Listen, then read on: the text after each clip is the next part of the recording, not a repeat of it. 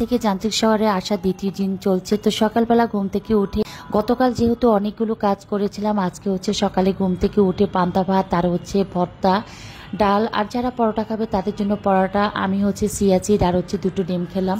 ওদিকে হচ্ছে কাগজ কলম নিয়ে বসে পড়েছি যে মাসিক বাজারটা করব। আসলে মাসিক বাজার আমাদের বাসায় হচ্ছে প্রতি মাসের 1 তারিখে আমি করে ফেলি, একদম 30 তারিখ বা 29 তারিখ 28 তারিখ একদম টার্গেট করে হচ্ছে বাজারটা করে ফেলি মুদির দোকানের। তাতে করে আমার কাছে মনে হয় যেন মুদির দোকানের যে সদাইগুলো, এই সদাইগুলোর জন্য আমার আর কষ্ট করতে হয় না। কাঁচা বাজারটা হচ্ছে যে কাঁচা তরকারির বাজারটা প্রতিদিন প্রতি মেহমান অনুযায়ী বা নিজেদের পছন্দ অনুযায়ী করা যায়। আর হচ্ছে মাছ, মাংস, ডিম, হলুদের গুঁড়ি, মরিচের গুঁড়ি, এগুলি হচ্ছে আপনার ভাই হচ্ছে গ্রামের বাড়ি থেকে ঢাকার বাসার জন্য পাঠিয়ে দেয়। বা একটা স্লিপ করে নিলাম পুরো মাসিক বাজারটার। তো আমি মাসিক বাজারটা ওনাদেরকে বলছি একদম, যেহেতু আমি ওনাদেরকে 10টা থেকে 10:30টার দিকে ফোন করেছিলাম, আর ওনাদেরকে প্রত্যেকবার হচ্ছে আমি স্লিপ করে ফোনে জানিয়ে দিই কি কি সদাই লাগবে। ওরা হচ্ছে ওনারা ওই সদাইগুলো আমার জন্য বাসায় পাঠিয়ে দেয়। এদিকে হচ্ছে গতকালকে কিছু জিনিসপত্র গোছানোর পরও আমার ট্রলিগুলো গোছানো হয় নাই। তো লিখন আমার ট্রলিগুলোর কাপড় চোপড়গুলো হচ্ছে আমি জেসমিনকে বুঝিয়ে দিয়ে রান্না করে চলে আসলাম। আর ওনাদেরকে বললাম যে আমাকে 1টা থেকে 1:30টার ভিতরে যেন বাজার সদাই স্লিপ অনুযায়ী যেন বাজার সদাইটা পাঠিয়ে দেয়, এতে করে আমি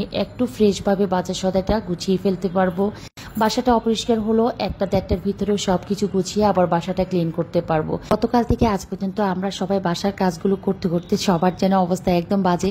একদম সিম্পল ভাবে রান্না করছি, ডাল আর হচ্ছে ভাত। ডাল রান্না বলতে হচ্ছে আজকে যে রান্নাটা করছি, আজকে আবার আমার মায়ের কথা মনে পড়ে যাচ্ছে। মায়ের রেসিপিতে রান্না করছি। আম্মা একটা সময় ছিল যখন আমাদের দেশের বাড়িতে বা গ্রামের বাড়িতে ফ্রিজ ছিল না, কারেন্ট ছিল না, বা ওই ধরনের মানে পরিবেশটা ছিল না যে কোনো মাছ ফ্রিজে রেখে তারপরে খাওয়া। যেদিনের মাছ সেদিনই শেষ হয়ে যেত বা রান্না করা হয়ে যেত। বা এদিকে হচ্ছে মাঝে মাঝে যখন বাজারে মাছ পাওয়া যেত না, তখন হচ্ছে আম্মা এই রান্নাটা করতেন।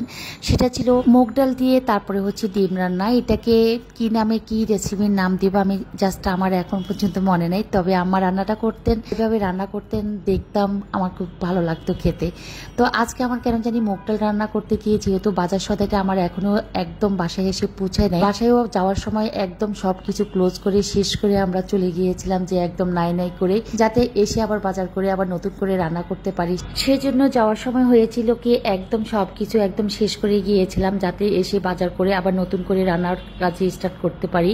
রেসিপিটা হালকা করে শেয়ার করি। প্রথমে হচ্ছে মুগ ডালগুলোকে ভালো করে ধুয়ে প্রেস করে তারপরে হচ্ছে ঝাঁপিতে রেখেছিলাম পানি ঝরিয়ে যাওয়ার জন্য। তারপরে তেলের উপরে পেঁয়াজ কুচি আর হচ্ছে রসুন বাটা, পেঁয়াজ বাটা, তেজপাতা, লবণ, হলুদের গুঁড়ি দিয়ে হচ্ছে মুগ ডালগুলোকে ভালোভাবে মশলার মধ্যে কষে তারপরে হচ্ছে পরিমাণ মতো পানি দিয়ে সিদ্ধ করতে দিয়ে দিলাম। এদিকেও হচ্ছে 10 থেকে 12টা ডিম নিয়ে তারপর ডিমগুলোকে পেঁয়াজ কুচি, ধনিয়া পাতা, তারপরে হচ্ছে কাঁচামরিচ কুচি, লবণ দিয়ে ভালো করে চটকে তারপরে ভেজে পিস পিস করে রেখে দিলাম। এদিকে মুগ ডালটা যখন সিদ্ধ হবে তখনই হচ্ছে আমি পিস পিস করে রাখা এই ডিমটাকে আমি মুগ ডালের সাথে মিক্সড করে দিয়ে বা আস্তে আস্তে বসিয়ে দিয়ে মুগ ডালের উপরে তারপরে হচ্ছে ধনিয়া পাতা দিয়ে লবণ দেখে নামিয়ে ফেলবো। এই রান্নাটাই ছিল আমার মায়ের হাতের রেসিপি, বা আমার মা করতেন বা আমার মা আমাদের জন্য রান্না করতেন।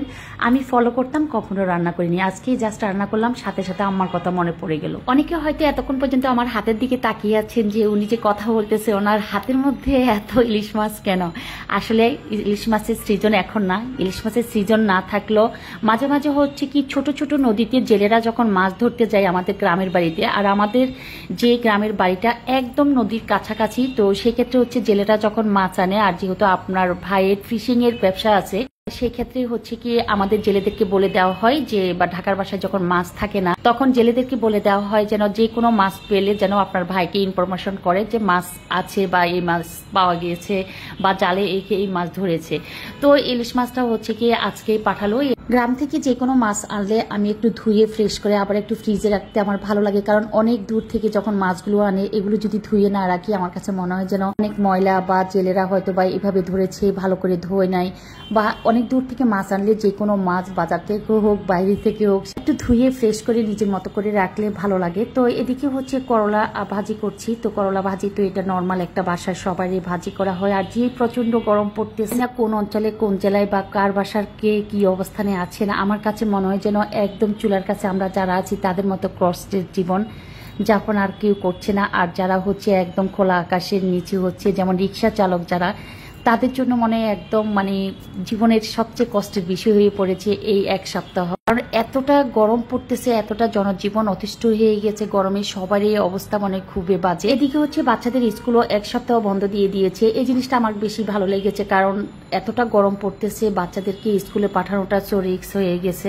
তো সবকিছু একটু অল্প অল্প করে রান্না করছে, আর আমি হচ্ছে বাজার সদার জন্য ওয়েট করছিলাম।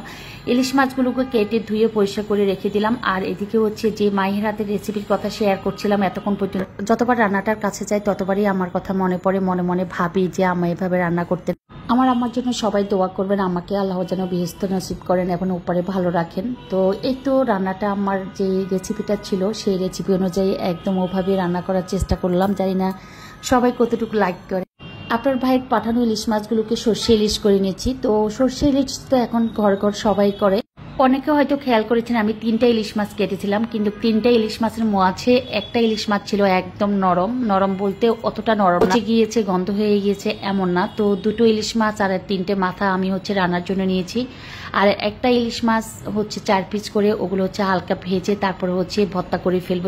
রান্নার কাজগুলো আস্তে আস্তে কমপ্লিট করলো। হচ্ছে কি বাজার সদাটা এখনো আসে নাই, ওনাদেরকে একবার ফোন দিয়ে বলেছি বাজার সদাইটা যেন তাড়াতাড়ি পাঠিয়ে দেওয়া হয়। তো ওনারা একটু রিকোয়েস্ট করলো আজকে আর বাজার সদাই পাঠাতে পারবে না, 1-1:30টার ভিতরে, ওনারা বিকেল 3টা থেকে 4টার মধ্যে পাঠাবে। তো এদিকে আমার সর্ষে ইলিশটা কার কাছে পছন্দ হয়েছে, কিভাবে রান্না করেছি, সর্ষে ইলিশ রান্নার রেসিপি আমি শেয়ার করতে চাই না, কারণ সবাই এখন বাসায় বাসায় সর্ষে ইলিশ করতে পছন্দ করে, যখন যার বাসায় যেভাবে পারে।